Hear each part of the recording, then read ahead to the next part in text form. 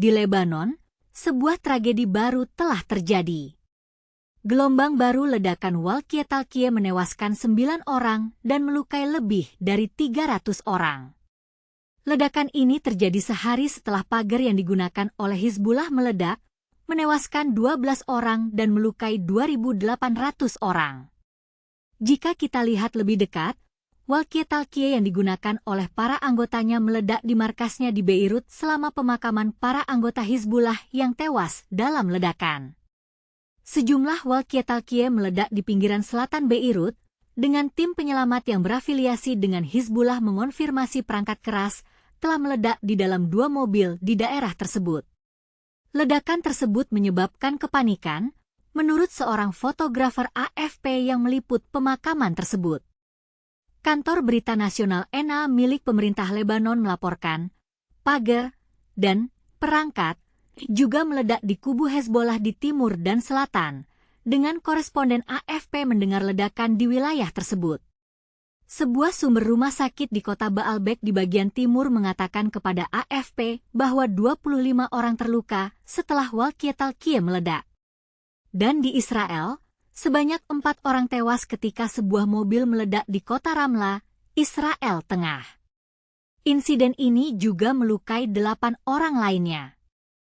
Polisi Israel mengatakan telah meluncurkan penyelidikan mengenai penyebab ledakan yang diduga terkait dengan konflik kriminal antara keluarga kriminal di lingkungan Arab. Layanan medis darurat Israel Magen David Adom menyebut kendaraan itu meledak saat diparkir di trotoar dekat sebuah toko dan bangunan tempat tinggal di Ramla. Beberapa orang yang terluka akibat peristiwa ini adalah pejalan kaki yang terkena pecahan ledakan.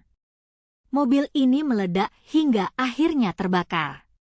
Mobil yang terbakar itu diparkir di sebelah pintu masuk toko, sehingga menghalangi orang-orang di dalam toko untuk keluar, ucap petugas penyelamat Benny Cohen dalam sebuah pernyataan.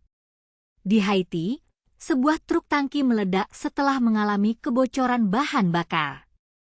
Kepala Perlindungan Sipil di wilayah Nipes, Fidel Nicolas, mengatakan sebanyak 16 orang tewas dan 40 lainnya terluka akibat ledakan ini. Ledakan itu terjadi saat para korban mencoba mengambil bahan bakar yang bocor dari truk, kata para saksi seperti dilansir dari AFP. Para korban luka dibawa ke rumah sakit Sainte Therese di kota pelabuhan Miragoâne, sekitar 100 km di sebelah barat ibu kota Port-au-Prince. Kepala Nasional Perlindungan Sipil, Emmanuel Pierre, mengatakan Perdana Menteri sementara Haiti, Gary Conille, mengadakan pertemuan darurat pemerintah untuk menangani tragedi itu.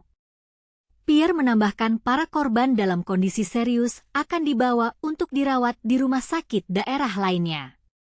Gelombang baru ledakan perangkat keras menewaskan 3 orang dan melukai lebih dari 100 orang di Lebanon.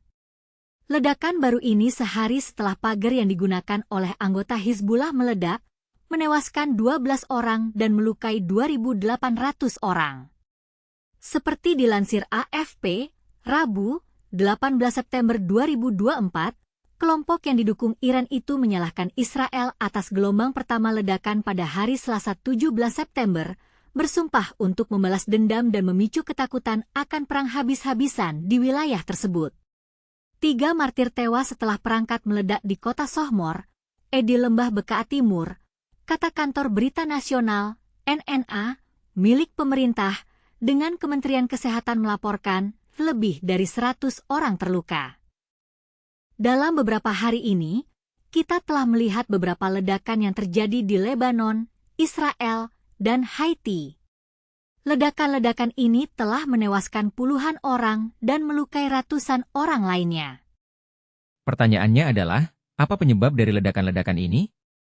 Apakah ini terkait dengan konflik politik atau hanya kecelakaan biasa? Bagaimana kita dapat menghindari tragedi seperti ini di masa depan? Kita juga dapat melihat bahwa ledakan-ledakan ini telah menyebabkan kepanikan dan ketakutan di wilayah tersebut. Bagaimana kita dapat mengatasi kepanikan dan ketakutan ini? Apakah pemerintah dan organisasi lainnya telah melakukan cukup untuk mengatasi tragedi seperti ini?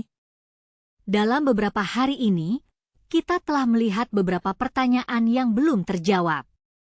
Kita berharap dapat menemukan jawaban dari pertanyaan-pertanyaan ini dan dapat mengatasi tragedi seperti ini di masa depan.